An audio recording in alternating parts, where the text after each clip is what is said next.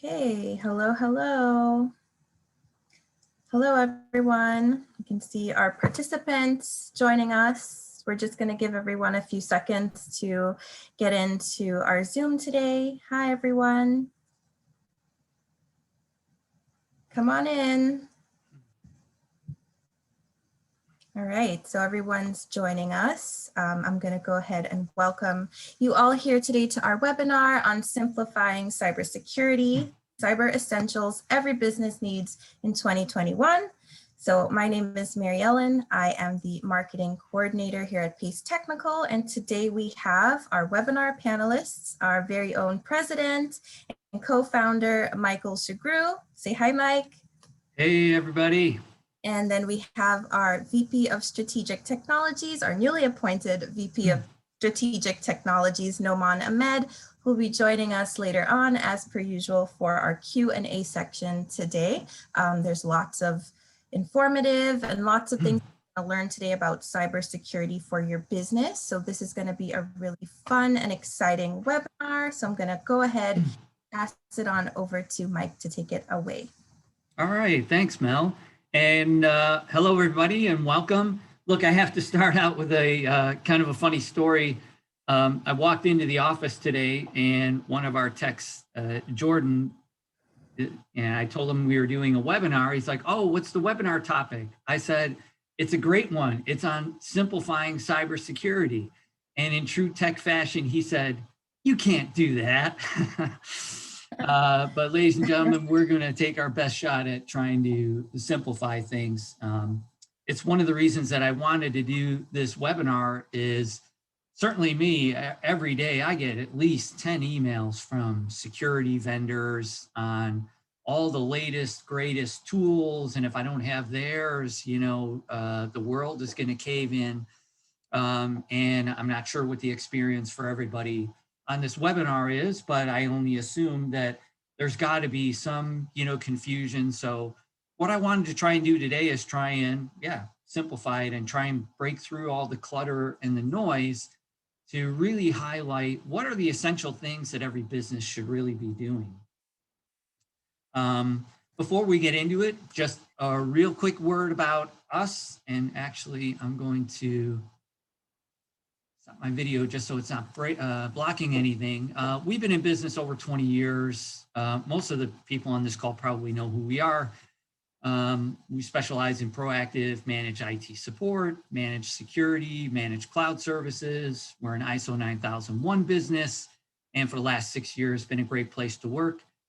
You can see our model here. Look, we do what pretty much any other IT company does, all the reactive services, but people end up working with us for the proactive side of our business, where we're aligning our clients to aligning their technology to specific standards and security standards. Our consulting team and the glue that holds it all together, I say, our client success team. So if you haven't had a conversation with us and would like to, we'll give you some ways to connect with us at the end of this, and we'd love to have a conversation. One of our mandates is in education, you know, certainly both internally and externally, whether it's our clients or just the world in general. So if you were to go on our website, you can get access to any of our previous training webinars, pacetechnical.com. Just go to the media drop-down menu and you can get access to any of these. There's several other on cybersecurity there, as well as a whole bunch of other topics, Microsoft Teams, lots of good stuff in there. So our agenda today, we're going to look at a quick update on the cyber landscape, and then a high-level look at the essentials, really the meat and potatoes of what we're talking about today that every business should have. Some examples and details of each area, and then we actually have a kind of a giveaway, a checklist of everything that we're going to go over today. Nice, neat, and tidy on one page that you can use for reference, and then we're going to round it all out with Q&A. So just so everybody knows, as far as the content that we're going to go through today is going to be literally on the things, cybersecurity essentials for businesses that they should have in place to be secure. It's not going to be like individual cyber training. You know, I'm not going to be showing tons of examples of phishing emails and things like that. I do have a lot of that stuff on some of my previous cyber webinars if you want to go through those for reference. So let's just jump right into it with the cyber landscape. So one site that I do like, the government site, the Canadian Centre for Cybersecurity, you can get it there at cyber.gc.ca. I like it just because it's, you know, just sort of a no-nonsense site that's not, you know, and not a company that's trying to sell you something. They're just trying to provide information. So at the end of last year, they released their 2020 National Cyber Threat Assessment. The last one that they did was actually in 2017. So anyway, basically in here, they're just sort of reviewing where things are at with cyber security, what threats are there, just trying to educate people and businesses on what the threats are. And then they also kind of try and see what the trends are. So I just wanted to give a quick review of what was in there. There's, I mean, not a lot of totally eye-popping things in here. I mean, the first one, pretty obvious, as devices, information, activities are moved more online, obviously become susceptible. So obviously that's been the trend over the last, 20 years, more and more activity online, more businesses moving online, moving to the cloud. Of course, last year, everybody sending their people home to work remotely. All those things are just adding to opportunities for cyber criminals. The second point, cyber criminals motivated by financial gain are the biggest threat. I mean, to me, that's an obvious one. I'm sure to you it is as well. The third point there, cyber criminals have access to more advanced tools. We're going to talk about that in the next slide a little bit more, but this is also a growing trend just in the cyber criminal community itself. And then the last piece, of course, as a government, have to talk about state-sponsored programs. These are the biggest ones there: China, Russia, Iran, North Korea, that do pose some threats. So, there we go. They also identified 5 trends that they see happening, has been happening, or will continue to happen. The first one, it seems like the government is very concerned about, is physical safety of Canadians. As more and more things are controlled electronically and through the internet, we're talking about infrastructure. So like how Canadians get their energy, their water, infrastructure, medical goods, etc. So there is some concern about whatever you want to call cyber terrorism that could be looking to, knock out some of these services and whatnot to make a big statement. The second one, more economic value put at risk, obviously, with rising use in remote banking, more assets and devices online, obviously more threats and potential exposure. More collected data increases privacy risk, personal information, even things like shopping habits. So there, there's 2 pieces to this. As Canadians, if you're not aware of PIPEDA, which is the Privacy Act in Canada. So if you had a cyber breach and any personal information was stolen, by law, you are required to report that data breach. And there's a whole process. I kind of touched on it in my last webinar, of the process that you have to go through as far as reporting, what information you have to report, how you report it, the process, etc. So that's one side of it. The other side of it is now with more data online about us, our shopping habits, geo-positioning apps that track, where we're going. That information exists out there somewhere and could potentially be accessible by cyber criminals if they did get access to information to be able to track people and use that later in an attack. The fourth thing, which I touched on in the previous slide, advanced cyber tools accessible to threat actors. So, first off, the increasing market of tools and global tool talent that cyber criminals are actually tapping into. So all the tools that people in the security industry that used to use their job, penetration test tools, assessment tools that are designed to look at a business and try and find where are the gaps and the vulnerabilities. Now, cyber criminals have access and are using those tools to find way easier and more efficiently find vulnerabilities and ways to attack organizations. And they are also now recruiting heavily in the global pool of talent. The second thing I've also touched on in previous webinars, the availability of tools on the black market. So it's really easy entry. I've showed examples on the dark web of sites that actually sell like phishing campaigns in a box. Like you can buy, 20, 50, 100 already pre-written, phishing email campaigns ready to go. You can even rent the email servers that, are untraceable that will send out these phishing campaigns for you. So you don't even have to buy any equipment to get into the cybercrime market. It can be very, very easy and low cost. So that's definitely a trend that is continuing. The last one they call internet at a crossroads.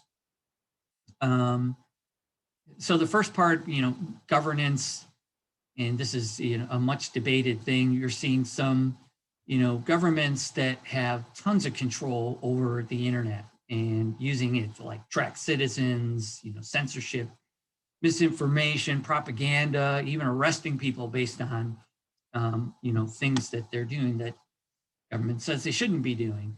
Luckily, Canada is part of a multi-stakeholder approach, so balancing security with usability, like the internet is hopefully here to stay, and we're not going to have to make major changes due to security, but that's where some of these governments are acting and saying that we need to do this to be more secure and have more control. The other trend, obviously, we've all seen in the news, foreign influence when it comes to like election interference, misinformation, things like that. I didn't want to go crazy with statistics, but hey, if you want to drive yourself crazy, Google search cybersecurity statistics. There's hundreds of things out there. Some sites that have like the top 10 or 20, and then some that have like 200 statistics. But I just wanted to pull on some that I thought were really relevant. Cybercrimes increased by 300% during the pandemic. Not surprising, but the key word here is reported, because obviously not all cybercrimes are going reported. A lot of businesses certainly don't want their businesses being name going out that they were hacked. Stats confirm 86 of online breaches are financially motivated, not very surprising. But these next couple, as many as 91% of attacks don't generate security alerts. So that one, a bit troubling to see. And the next one, 53% of attacks go unnoticed. Kind of a trend that we're seeing. A lot of cyber criminals are taking a little bit of a longer play to these attacks and getting in with very unobtrusive tools that aren't easily detected, and going in and studying environments and gathering a whole lot of information. And then at a certain point in time when they feel like they have a lot of leverage, then they come in and execute on the attack. Hackers attack every 39 seconds, a crazy number. The second to last year, the cybersecurity workforce hit an estimated 4.7, the gap of 4.7 million. That's 4 million cybersecurity jobs unfilled. I looked also at that stat. I think it's about 500,000 just in the United States, cybersecurity jobs that are unfilled. They're looking for people. So, hey, if you have kids, this could be a good field potentially to nudge them in the direction. Pay is also good there. And ransomware, I think another obvious one, the biggest risk to organizations. So like I said, I didn't want to do a ton of examples of phishing and things like that, but I just wanted to bring up Microsoft 365, also previously known as Office 365, that criminals are still, this is one of the main targeting points just because so many businesses have moved to it. This is an actual email. I'm sorry, it's kind of in a way a bad example. I had a blackout so much because I didn't want to expose the person here, but this is an example of someone that was tricked into giving up their Microsoft 365 credentials, and somebody got access to it and is now using their email to go out and run campaigns. The thing about this is it'll get through spam filters and things like that because it's coming from a legitimate email. But obviously, if you clicked on review document, it's going to kind of take you through the same process and ask for you to log into Office 365, which is literally just going to be scraping your credentials to use in an attack against you and people that you know. And one last thing, talking about the landscape, I had to post as I was doing research. I literally stumbled across this site, a service that I did not know we needed or existed, but it obviously exists, and there's obviously a need out there. So I've circled the two things here: threat actor negotiations and ransom settlement. So there's obviously enough of this activity, ransomware, going on that companies are providing this service to do the negotiations and try and get you the best ransom settlement that you possibly can get. I think this company also does, standard security services as well, but I had to bring this up because I had never seen it before. Okay, so we're going to kick things off here with a quick poll. And Mary Ellen's going to pull that up. Yeah, so we're just pulling up our first poll right now, and it's a very, enlightening question, I think, for us to find out the answer to, and it's: how would you describe your cyber posture? And I can see the answers coming in. Everybody's putting in their answers. People are changing their minds. I think this one's going to be very, very interesting for us to review, Mike. So I think everyone has just about answered. So I'm going to go ahead and end our poll in 5, 4, 3, 2. Okay, I'm going to end it. All right, so just share our results here. Yeah. There we have it. So yeah, the majority of people either kind of falling between, it's not too far off, between not doing enough, think they're okay, but not 100% sure. Very, very common answers, I would guess, to a question like this. Certainly based on, my conversations with business owners and whatnot, when it comes to security, definitely common answers. So, all right, well, that's great. Thank you, Mel. So we're going to close that off and we're going to keep going. So I told you I basically put all the contents that we're going to discuss today into a one-page document that we'll send out to you guys after the fact too. But this is what we're going to use to go through today, and then it'll be easy reference for you after the fact. So you see I've sort of color coded it too. The top kind of blue area is the absolute basic essentials everybody should be doing. And then the lower area, which is either kind of like a combination of more advanced kind of controls and tools and things like that, that many businesses may or may not be doing. But I will say how the industry is going, that even the things that we're going to talk about that are a little bit more advanced today are probably going to become more and more common. But we're just going to look at the titles here for now. So endpoint security, password management, spam and phishing protection, firewall and VPN, multi-factor authentication, backup, disaster recovery, business continuity, computer updates and patching, proactive security and IT alignment process. You see in a different color for good reason. We'll explain later. Documentation and reporting. And then the lower half, dark web monitoring, security awareness training, cyber insurance. And then we get into mobile device management, encryption, web app security, advanced endpoint detection and response, SIEM and log management, and then standard security standard compliance. So these are all the things that we're going to run through. Don't be overwhelmed by the number 18. A lot of these we're going to just run through really quickly. They're pretty basic. But even before we get in, if there was a 19th, it would be audits and assessments.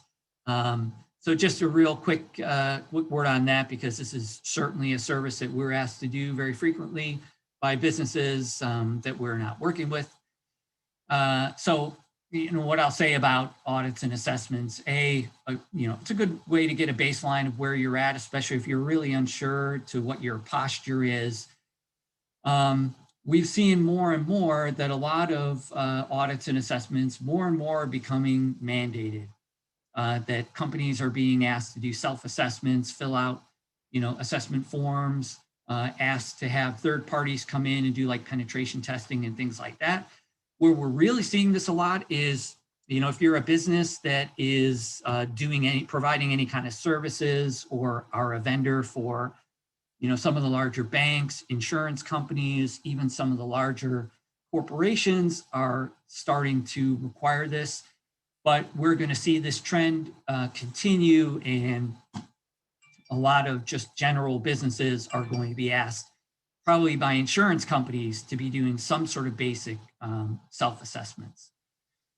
So, you know, audits and assessments come in kind of several different flavors. You know, network assessments is really kind of looking at the infrastructure as a whole and trying to look at your hardware and your software, you know, age of equipment, operating systems, updates, things like that. Threat and risk assessments kind of take that and go one step further and look at process and procedure, really looking for, you know, gaps and risks based on how you're managing your environments. Then kind of the next step up from there, audits against a standard. So there's the ISO 27000, the NIST 800 are a couple of them, CIS controls is another.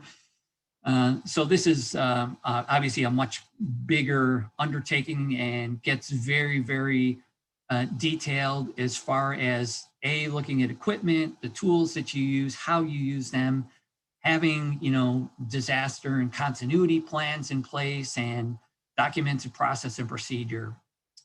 And then the last is application and penetration testing. So if you have any kind of homegrown or homemade web-based applications, I highly recommend that you look at getting some sort of app testing and penetration testing done on those applications, just to be sure you're safe, especially if those applications happen to contain any kind of personal information. The one thing to remember about audits and assessments is they're really only good at that one point in time. Realistically, you should have, you know, some sort of ongoing process for looking at security and settings and things like that. So the one thing that I would say to people, if you're considering, you know, audit or assessment, first thing to figure out if you need one or not. First thing I ask people, what kind of service model are you on? Whether you have internal IT people or you use an external company, you know, is your company generally managed with a reactive service, which is basically setting up equipment and troubleshooting and repairing equipment and not a whole lot more beyond that. If that's kind of the service model that you're on, most likely you're going to have gaps. I'd all but guarantee it. If you're on more of a proactive service that, you know, has process and procedure and whatnot in place, I mean, the first thing is make sure it is proactive by making sure you have updated documentation. You get really good reporting on what's been going on, what's checked, where your risks and area gaps are and whatnot. That should be reported to you regularly. So that's what the right process looks like. And realistically, any kind of management of IT systems really should always be like an ongoing assessment. IT was really never made to be set it and forget it. But if you take that approach, I guarantee you're going to have gaps. A lot of people don't realize that, IT, even though it's very, very mechanical, in a lot of ways, it's very organic. As you add users, take users away from systems and your network, as you install software, even as you patch and upgrade software, it changes the organics of what's going on within the network. So you can't just do it once and say everything is great. You have to constantly be looking at it. All right, so first item on our list is endpoint security. Obviously, I'm assuming everybody on the call has endpoint security, or as it might otherwise be known, antivirus, anti-malware, anti-spyware. So this technology has changed and improved quite a bit over time. So, if you're kind of trying to assess, what you have, you should be looking for more next-gen products, because these products use web-based definitions. The old way with antivirus software is you had to download definitions and it updated the definitions on your individual machines. The newer, more next-gen ones use web-based, more real-time definitions. So you're not waiting to, download and update. It's constantly checking in real time. And some of the newer ones have the use of artificial intelligence or machine learning to, really understand that the machine is doing something unusual or that it shouldn't be doing. So those products are good. We'll talk a little bit more about that in more of the advanced endpoint protection later on in the advanced section. But I think this is probably moving more in the direction of those advanced products, as they're kind of pricey, but as soon as they start coming down in price, I think it'll be more of a standard with everyone. Password management, another simple one. I think most businesses have this one in place, at least I hope they do. Do you have a password policy? Is it strong? Like length, complexity, use of characters? Like, is there a policy and process for changing it on a regular basis? A lot of people, want to shun this one just because they feel like it's, getting complicated, which it is. I mean, passwords everywhere. Everybody has to deal with trying to remember a million different passwords. So what I suggest is, consider using a password management tool. Makes life a lot easier to track and manage the passwords. You can do it securely. And then you don't have to remember a gazillion passwords as well. Spam and phishing protection. So I'm assuming everybody on the call has some semblance of spam protection. Otherwise, all you would be doing all day, every day is just cleaning out your inbox. So spam protection certainly will help, but it doesn't stop everything. Some people think of, spam protection as, security. And in some ways it is providing base security against, the very obvious spam that comes in, and a lot of phishing emails come in and get, cited as spam too. So a lot of that does get stopped on the doorstep with spam protection, but I will say criminals are getting really good at getting around spam filtering. So that's one thing to keep in mind. So on top of spam filtering, and I mean, they're both a little bit related, is phishing protection. Comes in a few different flavors. The first one, which is the one that we use, it's also known as DNS filtering, which is domain name system filtering. So it's basically looking at the addresses of the domains that are contained in links. So if you get a phishing email that has a link that is potentially going to take you to a malicious site, it's checking that against a known blacklist and database of malicious sites. So whether that link exists in an email or whether that link exists, which is also a strategy criminals use, is, the first link in an email is going to take you to a very basic site that doesn't have any, malicious code or things like that on it, but it's then going to have a link inside there that's going to take you to a third site that has the malicious either download or fill-in form that's going to scrape your credentials or whatnot. So this will protect both your people, whether they click on something they shouldn't in an email or whether they're on a site that they shouldn't be on that has a link that's going to take them to another malicious page. The other types of phishing software, most of it is really made for protecting around emails and protecting, those links. And some of them it'll actually do a quick scan of the web page that link is going to take you to, and it's going to scan it and look for malicious code and whatnot. So it's a few different ways, and there's more and more. Just because phishing is so prevalent, there's more and more products still coming on the market today. Firewall and VPN, again, I think most people on the call, or I think everybody on the call is going to have a firewall. And a lot of people still don't even understand exactly what a firewall does. So just a quick explanation, out of the box, what a firewall is meant to do is block everything coming in or going out of a network. So once you're setting up and configuring a firewall, obviously the right way to do it is just opening up those ports and access for the absolute necessary traffic. So for web surfing, obviously you're going to open up that. If you're providing VPN and remote access into your network, that's another port and service that you're going to open within the firewall. You still want to block everything else. Having a firewall doesn't mean your network is fully protected. A lot of people think, yeah, I've got a firewall, I've got antivirus, I'm good, right? And not so fast.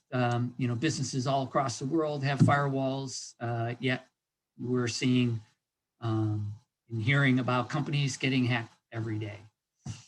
And most of the newer firewalls have additional services. So like web content filtering, where you can filter out sites and things like that you don't want your people going to, whether it's social media sites or other like shopping sites and things like that. And a lot of them also do bundle in, like the VPN, certainly ours do, our bundles into VPN as well as intrusion detection. So the next thing here, VPN, I'm sure most people, probably if you weren't using one before the pandemic, you definitely got very used to using one during it. So it just stands for virtual private network, and it's basically creating a secure tunnel from one point to another securely over the network. An analogy I like to think of is if you plugged in, a blue network cable in your office and had it long enough that it would reach all the way to your house, that's kind of like what a VPN is doing. So it's basically encrypting traffic in that tunnel so that outsiders can't intercept or read whatever information is traveling over your connection. So we hear all the time about, if you're in a coffee shop and using public Wi-Fi in the coffee shop or whatnot, that, you're not safe. And the reason you're not safe is that if your traffic is not encrypted, if you're not using a VPN, that if a hacker happened to be sitting in there, they can use what's called sniffing software and intercept the text and characters that are traveling across your connection. So if you are in a good coffee shop or whatnot, good idea to use a VPN, but it's an absolute must if your business is using a remote desktop, if you are one of those businesses that sent all your people home and now they're connecting either to a remote desktop server or all your people are just remoting into their own machines in the office, you have to be using a VPN. It's one of the biggest vulnerabilities, certainly over the last couple of years, that hackers have been exploiting. Multi-factor authentication, and I'm sure everybody on the call in one way, shape, or form is already using it. But I think from what I see with businesses, they're certainly not using it enough. But just out of necessity as individuals, I'm sure with banking and whatnot, you're already using it. So multi-factor, also known as two-factor authentication, provides an extra layer of protection. and really what it's protecting is just in case your password gets compromised. It's another form of authentication. Just because someone has your ID and password, they need the extra authentication that most likely they're not going to have to be able to gain access to your systems. So it's typically using an external device or an app for authentication. A lot of them work over the cell phone, or you might have a USB stick or a fob that generates a code. The most basic ones that you've probably seen in banking, it's a security question that you have to answer before you gain access. A lot of sites use that. A lot of the newer ones, you're getting a code via text or phone or email. And then you can also use a code generator app, which is another way to get the authentication code. Again, I've said this before many times on the other webinars. This is an absolute must for Microsoft 365. If you're not using two-factor authentication, if you don't have that turned on, and your business is using Microsoft 365, you need to get this implemented. Need help with that? Talk to your IT people. You can talk to us as well if you want. So I don't know if you've ever heard about the term, you need to use a layered approach to security. And in general, that's really referring to everything that we're doing around security and all the different ways that we provide security. You can't just do one thing, but even just the few things that we just talked about kind of can use this as an example for how a layered approach might work. So if layer one is your firewall, doing the basic blocking of unwanted traffic. However, there are still ways to penetrate in. And let's say you're a business that's, during the pandemic, everybody is remoting into the office. So the second layer would be adding a VPN layer. So in order to gain access into the network remotely, you have to use the VPN to gain access. However, let's say somebody gets your credentials. Well, what's the next layer that you protect on that? Is you add in the third layer, which is two-factor authentication. So in order to actually establish a VPN connection, you need an ID and a password, but then you also need the two-factor authentication code on top of that. So just one idea to get the idea of that layered approach across. So the next area is around backup, disaster recovery, and business continuity. So the first area in this that I try and help people with is the first thing you need to do is plan for, what you want to accomplish when it comes to this. The first thing is identifying all your critical systems and data that, God forbid, something would happen. What are the critical systems that you absolutely need? And then you need to figure out two main objectives: your recovery point objective and your recovery time objective. So the first one, the recovery point, when you're backing up systems, you can only back up so often. And the more data that you have, the less often, most likely, based on just space limitations, that you can actually back up your systems. And sometimes you don't want to be backing up systems during the day because it's going to bother your people. So with most businesses, either they're backing up systems, it could be every 5 minutes, it could be once an hour, it could be once a day.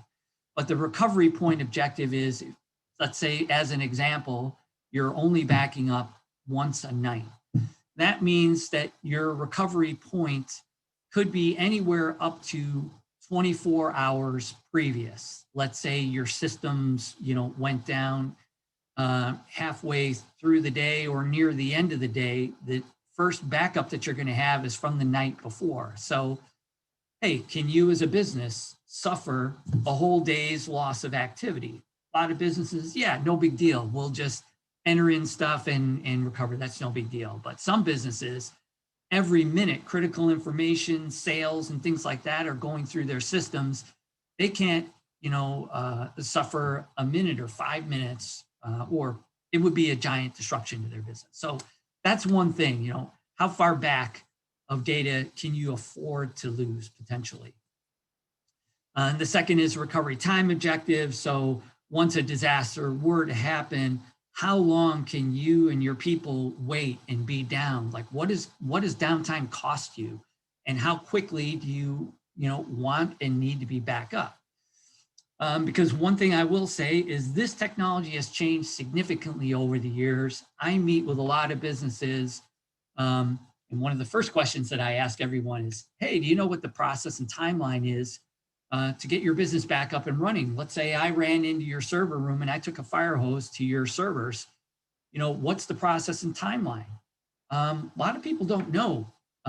Business owners certainly. Maybe their IT people know the answer, but it doesn't help you if your IT people only know the answer. You as the business owner need to know, because you need to understand what it costs, because believe it or not, you probably have options, because this technology has changed significantly. I still see lots of businesses on very old technology with very low recovery times. So there are lots of different solutions, and the recovery can vary greatly based on the solution that you have. We employ a solution that combines the on-site and the cloud backup in basically a kind of a ready-to-run scenario. And look, one other thing I wanted to say, just because you're in a cloud doesn't mean you don't need backups. You still do, especially Microsoft 365. I think it's only a 60-day retention rate on data, so something that you should look into. Updates and patching, I'm not going to cover too much on this. You just need a process really behind this, and you need to know that it's happening. You need reporting on it, because this is a key component. Proactive security and IT alignment. This is, I highlighted this one in a different color because it's really the most critical part of any security strategy. What I like to tell people, IT security is 25% tools and 75% hygiene. And hygiene is that, proactive processes, it's documentations, it's, regular auditing of systems, really understanding what's going on. Because if you don't have the right hygiene, even all these tools that you have implemented are vulnerable. Look, you'll see it on, if you go to the government of Canada, the cybersecurity site, you'll see there's a notice up there that there's potential vulnerabilities even in firewall technologies that exist out there. So just to really run and kind of drive this point home, I like to use an analogy. I've used it before. How do you know your business is secure? Let's consider your house. Like, what do you use to secure your house? You got locks on the doors, on the windows. You may have an alarm system, smoke detectors, carbon monoxide, curtains, blinds, things like that. But all right, you have all this stuff, but how do you really know your home is secured? Well, you check things. Like you lock on the door last thing before going to bed, you check the door, make sure it's locked. Summertime, you might have windows open. You need to check them every once in a while, make sure they're closed and locked. The alarm system, you need to check and make sure it's turned on. Smoke detectors, carbon monoxide, you have to check them, test them every once in a while, make sure the battery's working, and make sure your blinds are closed. So, there's process involved here. So let's look at your business. Everybody on this call probably has all these things: firewalls, security software, monitoring tools, I'm sure, backups, and maybe even some other additional security tools. It's great that you have all these tools. Does that mean you're secure? Like, businesses across the world have all of these things in place and are still getting breached and attacked. So how do you know you're secure? There's only one way: by checking things. Your firewall, who checks your settings, the configuration, make sure that it's updated, firmware updated. Security software, what kind of tool? Is it up to date? Are you using the newer products? Are you fully protected? Monitoring tools, by the way, only tell you after something's gone wrong. Like, it's good, okay, you get a monitor that, an event that has happened, and maybe you can try and, cut down on the damage. But it's not necessarily a proactive tool. Backups, you need to make sure they're tested. You need to know your recovery time, etc. And additional security tools, again, checking, are they up to date? But so tools are really only a part of the strategy. And there's a whole bunch of other security considerations, like how you manage your users and checking what users, their access levels, Active Directory, wireless security, remote access, remote software, file access, group policy. So there's a whole lot of other things. Really, the only way to know you're secure is by having the right process and procedure. It's got to be documented. It's got to be reported to you as well. Because what I see a lot in the marketplace, the common approach is installing tools and then just waiting for something to go wrong. Not the right way to do it. Certainly in our opinion. Anyways, some people might be okay with that. So let's continue on. Documentation and reporting, obviously very critical. You'll see in any, like the ISO, the NIST, any kind of cyber policy, that identifying assets is one of the first and most critical features.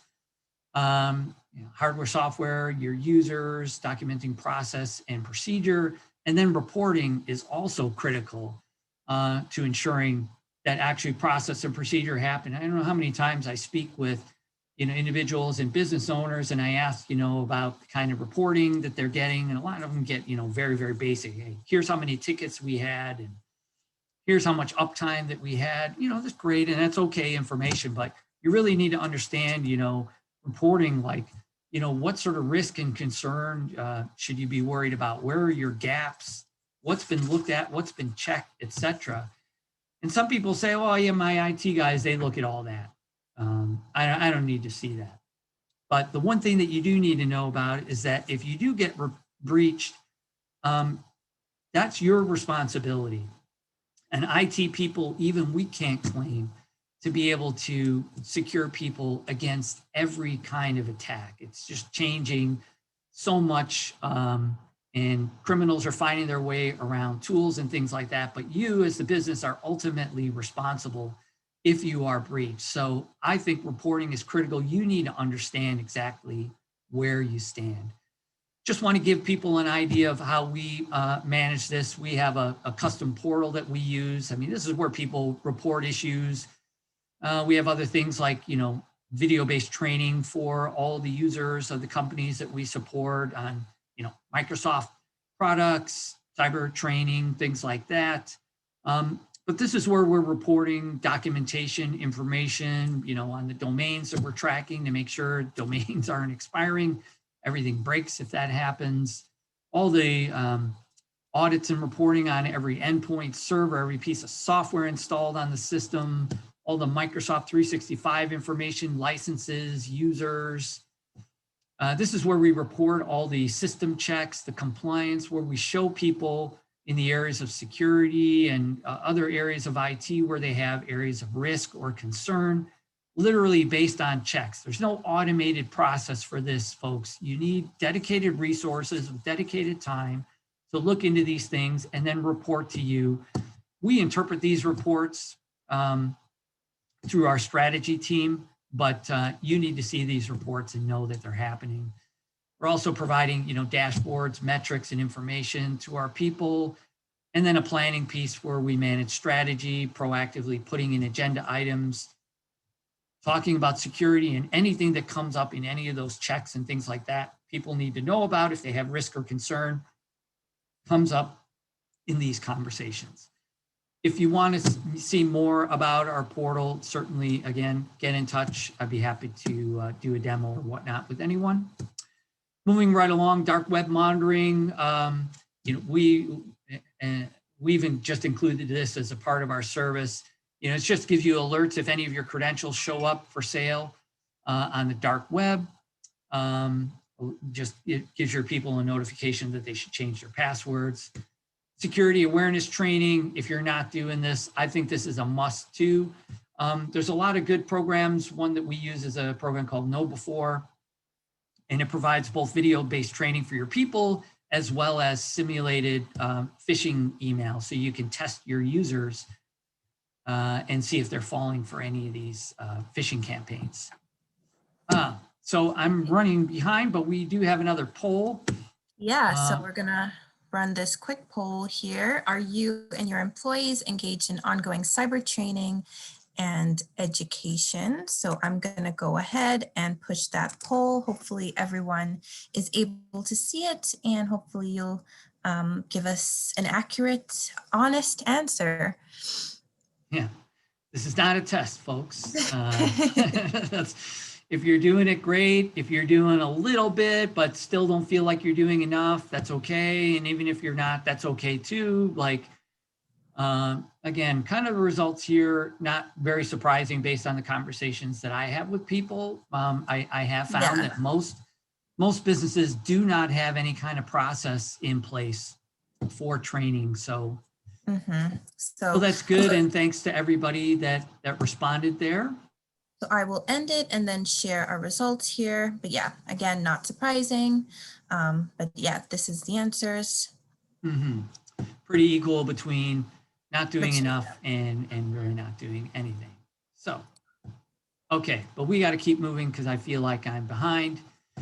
Cyber insurance, I'm not going to go greatly into it, but look, the cost of a cyber insurance policy is based on a lot of different things. A lot of it has to do with your cyber posture, how you're managing things, how you're maintained, the tools that you use, the process that you use, etc. Not all of them are the same. There's no standard. And then this is still something evolving. I think we're going to start seeing things get a lot more strict around cyber insurance as we start seeing the fallout from the amount of claims that are happening to people falling victim, that premiums are going to go up, but insurance companies are going to be doing a whole lot more pre-checking on businesses to see, what they have in place. Mobile device management. So now we're starting kind of down into the more advanced section. I mean, this one is, really could have went into each area. Mobile device management has been around for a long time, but, if you're a company that has a lot of mobile devices that you're providing for your people, if you have a lot of sensitive information that are resident on those mobile devices, whether it's company controlled or your employees are bringing their own device, if you use mobile device management, it allows you to push policy and standards to those mobile devices and control the security a little bit more, to be able to update them properly. If you need to remotely troubleshoot and wipe those, and then it's better for tracking and managing all the assets that you have in the field. Also, if it's your employees bringing their own devices, even if you allow them to use it for a company email, you have to think, is sensitive information traveling over email? But a mobile device management solution how it works is it puts company information in, like your email and things like that, into a controlled container, so that you're not controlling, because your people obviously own their own phone and they're going to want to put whatever apps and things like that they're going to want on there, but you're going to containerize now the company assets and information separately, so that if that person ever leaves or they lose their phone, you can at least remotely wipe that data and those apps from their phone. Encryption, again, another one that could really fall in either area, but I suppose, widespread use of encryption across all mediums is probably a more advanced type thing. But basically, encryption is just, encrypting and scrambling, text into an unreadable format. So it protects both data at rest and in transit.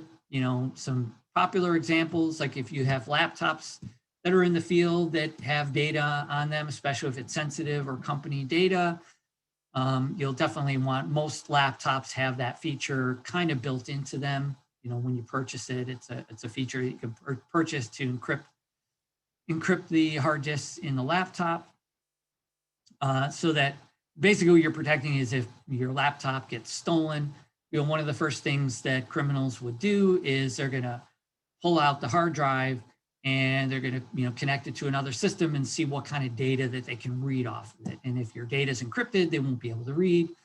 Obviously, they'll just then wipe it and try and resell it.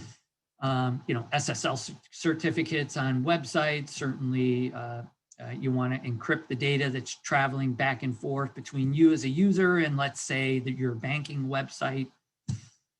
And then email encryption is another thing. If you have sensitive data traveling across email, you might want to consider implementing email encryption as well.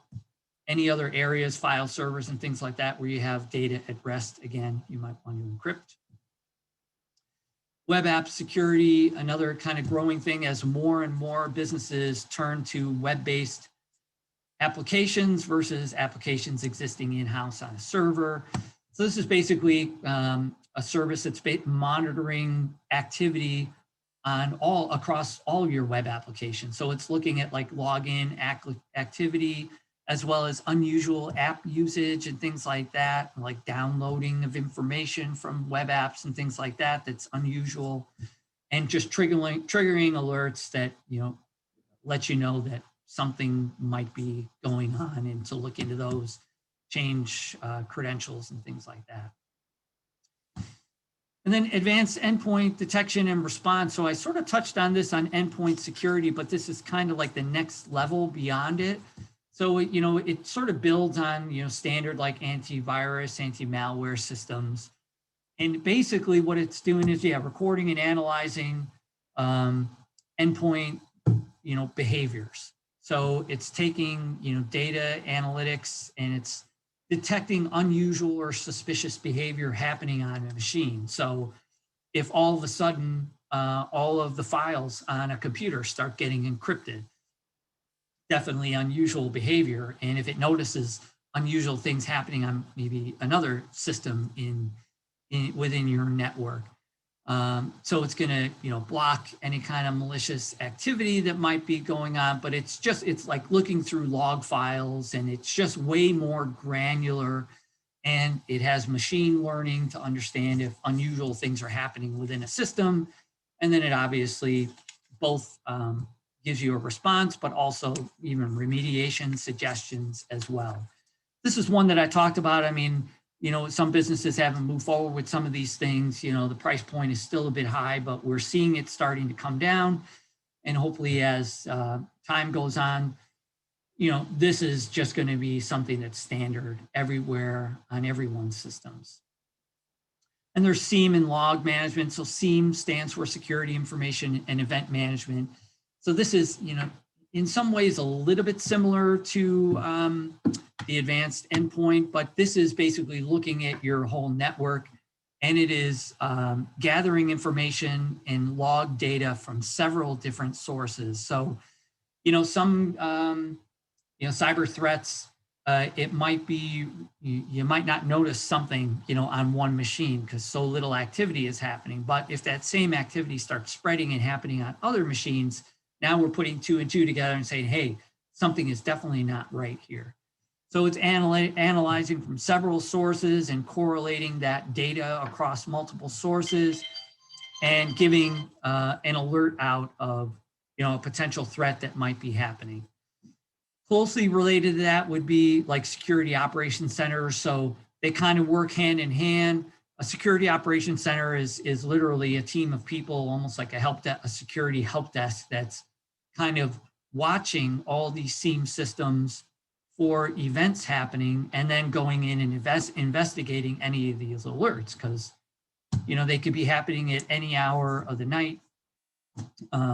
So somebody's got to look and see, is this a real potential threat, or is this maybe just a false positive or something like that?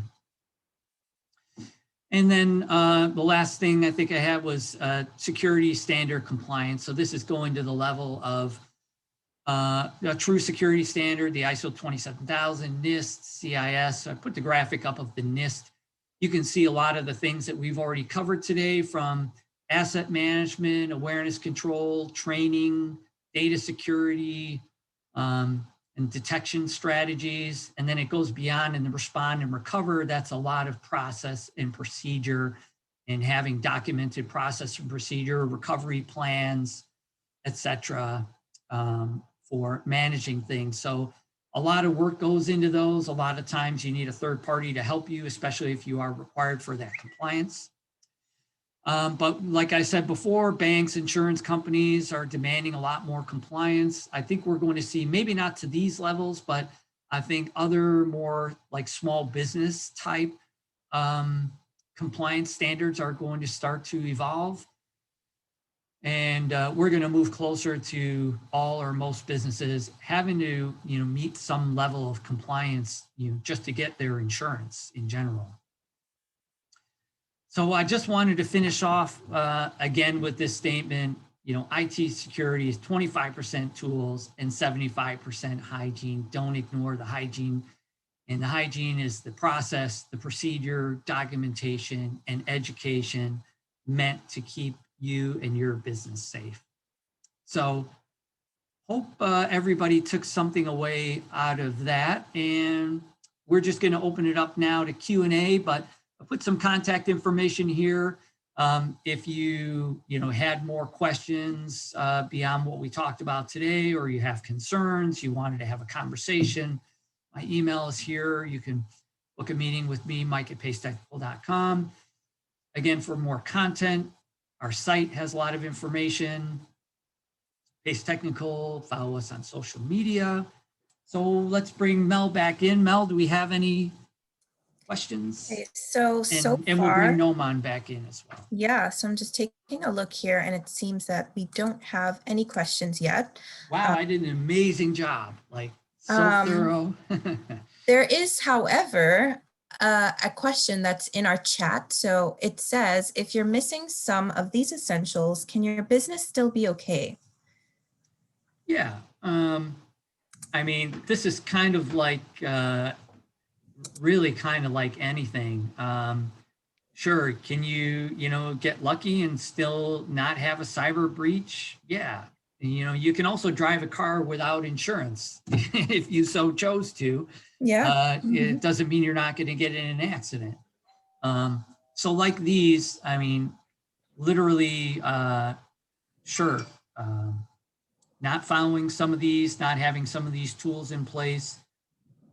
Sure, I've seen businesses all over the place, get by. I've seen businesses with all of these things in place, still get breached. But, I'm going to argue that taking, a more proactive approach to this and you're better off having these things in place versus taking your chances. I guess you as a business just have to understand what the risks are to your business if, something were to happen. And if you think the risks are low, yeah, you can go ahead and, take your chances. But if your risks are high, and probably the biggest risk to a lot of businesses, goes beyond even the dollars and cents of, a cyber breach. Some of it has to do just with the business reputation of them having to report to their clients that, data was stolen, especially if it's your client's data, or, if you're responsible for trying to keep some sort of data of your clients secure and you get a breach, like that could be, these are the kind of things that put people out of business. So it's really all about your risk levels and, what you can tolerate. I don't know if Noman has anything else to add in there. No, I think you covered most of it, actually all of it. I just want to repeat one thing. You said that the audits are a point in time, right? So Yeah. security itself is a journey. It's not a destination, right? So, you can always get, there's always going to be new tools that are replacing the existing tools. There's going to be new compliance. There's other things coming in, right? So if you're missing something right now, the idea is to strive to get that portion covered. So you're covered for, not only the liability to your customers, but the liability to the business as well, right? And the attack surface is changing, right? The most recent attack, if you actually have seen the news even today, we got another news about the CRA.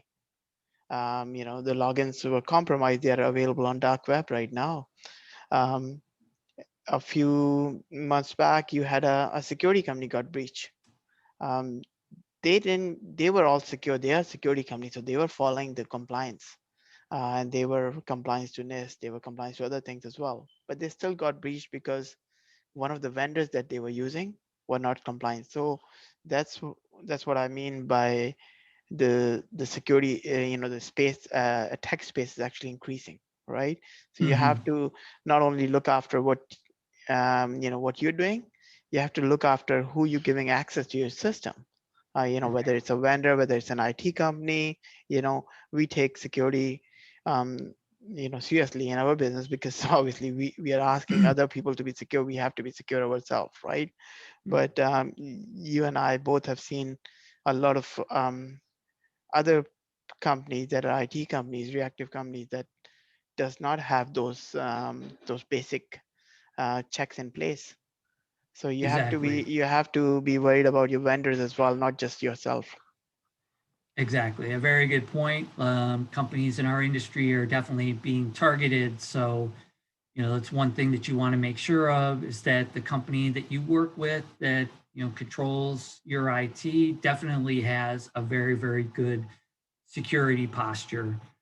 Um, Most likely, if you're working with a more, budget type service, most likely there's not a lot of effort or investment on their part going into security, and that could unfortunately leave you vulnerable too. So, definitely important things that you need to consider. Yeah. Okay. So I think we can move on to the next question, which basically asks, how much does all of it cost? All right. Obviously, we're not going to be able to answer that question. Certainly, there's costs related to tools, and most of the costs in the sections, up in the top part of our document, the basic essentials, are pretty reasonably cost. There's higher costs related to the tools in the more advanced section at the bottom. Certainly offline we can have a conversation about those costs that are involved, and obviously costs just in somebody managing and maintaining your security is going to vary greatly from provider to provider too. But again, just one other thing to look out for, lower costs in a service, uh, can look attractive, but just you know be sure of what you're getting yourself into. There's no free lunch here. And in a lot of ways, at the end, you get what you pay for. But I'd love to, if somebody wants to have a conversation offline about that, I'd be happy to help. Okay. And then our last question here just asks, how much cyber training do you need to provide for your employees and how often? Mm-hmm. Noman, do you want to address this one? Sure. How much depends on it all depends on what your infrastructure looks like right now, right? But the basic rule is that you train people, then you test it, and then you train it. So part of that could be a phishing campaign that you run and see if people are still falling for it. If they're falling for it, and then you need to assign some courses to those people, get those Mm-hmm. people trained, and then as it's again, I'm repeating myself, and I'm repeating what Mike said before. um, Security is not a point in time thing, right? Like, oh, you know what, I've done this, I have compliance, I have all the tick marks done, and I'm done with it, right? This is a continuous thing. So you have to keep testing, and you have to keep um, one of the things we ask, if any of our existing complete care customers are on the call, there is some basic tools that are available in our portal, some basic security training courses, and then there's other ones that we offer with third parties that goes to advanced, right? Um, Yeah. at least everyone needs to be trained on the basic usage, especially nowadays when you are working remotely. It's a lot of companies were built, or the infrastructure was built in mind that everyone is going to be working from the office, so you're protecting everything in the office. Now that landscape has changed, right? People have moved outside the office, so you need to come up with other solutions. So to answer that correctly, we need to know the specifics before we can actually give you a kind of a learning plan. But the basic courses, the phishing, security, anything that can be accessed remotely, those needs to be protected, and that's where the user needs to be more vigilant on. Yeah.